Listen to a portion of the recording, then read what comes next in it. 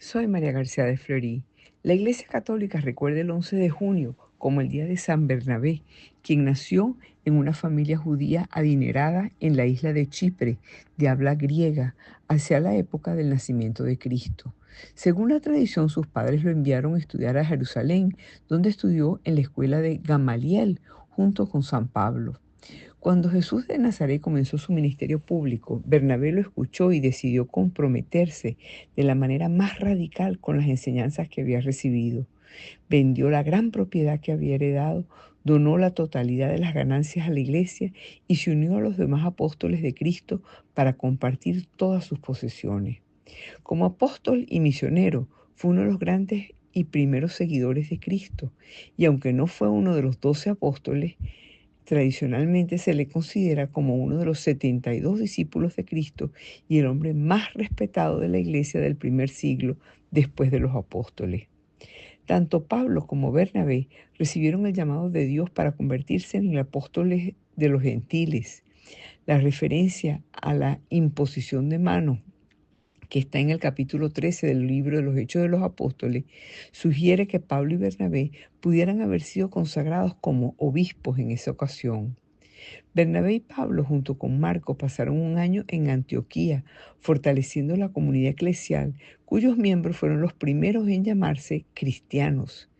Las primeras incursiones del grupo en el mundo pagano tuvieron cierto éxito, pero Marcos se desanimó y regresó a Jerusalén. Pablo y Bernabé viajaron y predicaron entre los gentiles, sufriendo persecuciones y penurias, con el fin de establecer el cristianismo entre quienes no eran judíos. Ambos eran claramente vistos como líderes carismáticos. Un éxodo rotundo coronó sus esfuerzos. Después de un milagro en Listra, la gente quiso ofrecerle sacrificios como si ellos fueran dioses. Bernabé representando a Zeus y Pablo a Hermes. Pero ambos dijeron, somos de la misma naturaleza que ustedes, seres humanos.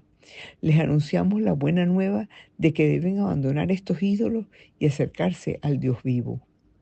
El notable éxito de Bernabé y Pablo dio lugar a una de las primeras controversias de la historia de la Iglesia sobre si los conversos cristianos debían observar los ritos judíos.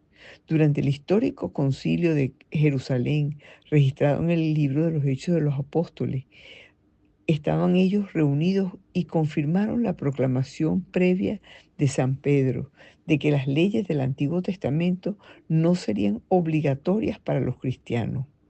Pero no todo era paz. Cuando Pablo quiso volver a visitar los lugares que había evangelizado, Bernabé quiso llevar consigo a su primo, Marcos.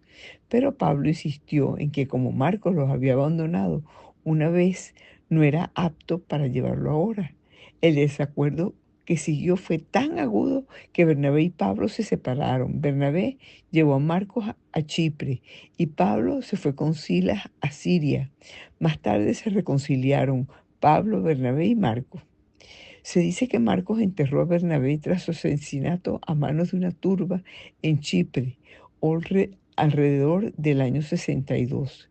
San Lucas describió a Bernabé como un hombre bueno, lleno de Espíritu Santo y de fe, y era conocido por su excepcional bondad y santidad personal, así como su apertura a los paganos, por su afán de querer llevar al mayor número posible de personas a Dios, porque él sabía que con Dios siempre ganamos.